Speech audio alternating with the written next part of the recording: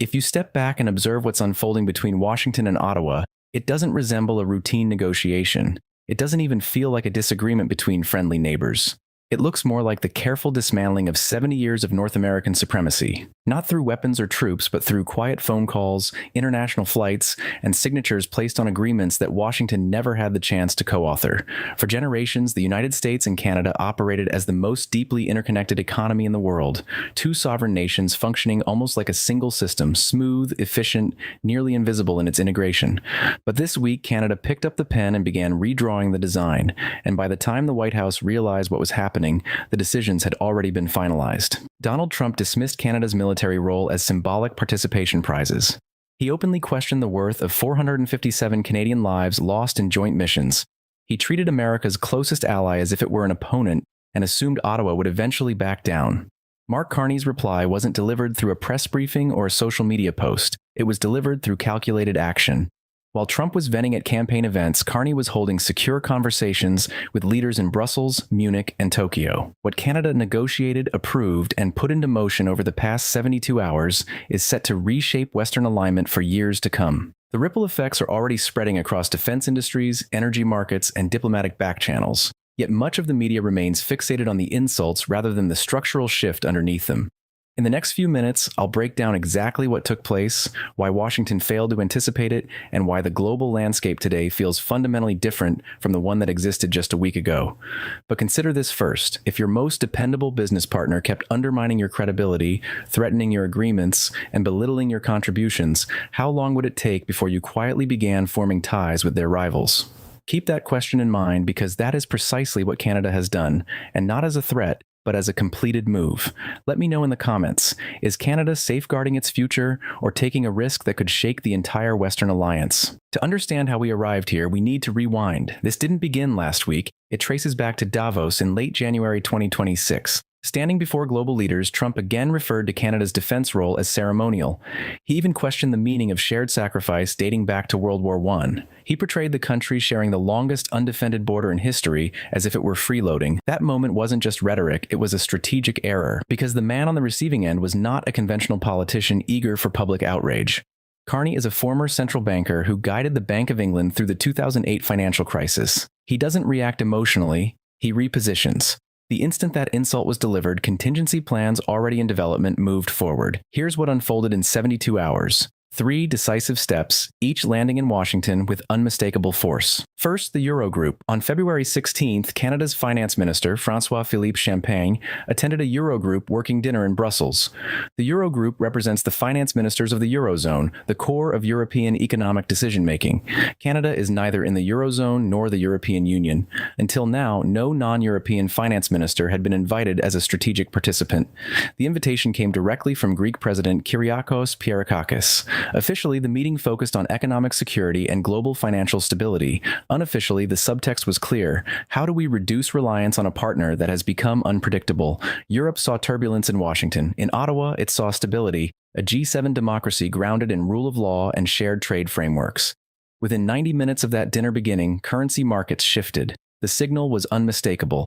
The United States was absent from the room, and that absence spoke volumes. Second, the SAFE program. At the Munich Security Conference on February 15th, Canada's Defense Minister, David McGuinty, signed onto the European Union's $150 billion Security Action for Europe initiative. SAFE is designed specifically to strengthen Europe's defense capabilities and reduce dependence on American military supply chains. Canada became the first non-European nation ever to join. This allows Canadian defense firms to collaborate on joint European projects with access to preferential financing worth hundreds of millions of euros. Think about the implications. The country that shares NORAD and extensive intelligence ties with the United States has now joined a defense framework built to lessen reliance on Washington. The groundwork was laid months earlier when Carney signed a Canada-EU security partnership in Brussels. While Trump focused on grievances, Carney quietly built alternatives. That is the distinction between reaction and long-term planning. Third, Munich agreements beyond SAFE. Canada signed a military-industrial memorandum with Denmark and a joint declaration with Germany on artificial intelligence and technological sovereignty without American involvement. Whoever sets standards for AI and digital trade shapes the next industrial era. Canada and Germany have now begun shaping those standards together. Carney had intended to personally oversee each signing and meet leaders leaders from Greenland, Denmark, Ukraine, Germany, Spain, Finland, Norway, the European Union, and a delegation of U.S. senators. A tragic mass shooting in British Columbia forced him to return home. He canceled historic diplomatic engagements to address his country. The agreements proceeded regardless, and the global community noticed. Why now? Because Trump's strategy carries a structural flaw. It depends on isolation. Each target must believe it stands alone. He told Canada it stood alone against the American economy. He told Europe it stood alone against Russia. He told Australia it stood alone against China. But when pressure intensifies, those targets begin coordinating with one another. Tariffs on Canadian steel prompted calls to Brussels.